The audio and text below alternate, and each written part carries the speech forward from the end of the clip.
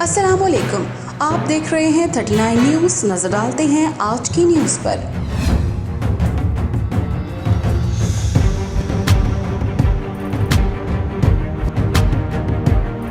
تفصیلات جانتے ہیں اپنے نمائندے فدا محمد فدا سے۔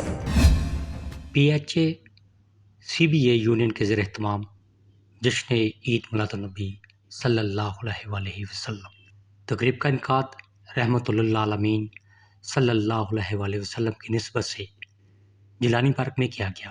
تقریب میں chairman P H A Lahore engineer Yasir Gilani, vice chairman P H A Hafiz Shan Rashid, D G P H A Jawad Ahmad Qureshi نے بطور مہمان خصوصی شرکت کی۔ تقریب میں یونین سی بی اے کے صدر، سیکرٹری، دیگر عہدیداران، پی ایچ اے کے افسران اور ملازمین کی بڑی تعداد نے شرکت کی۔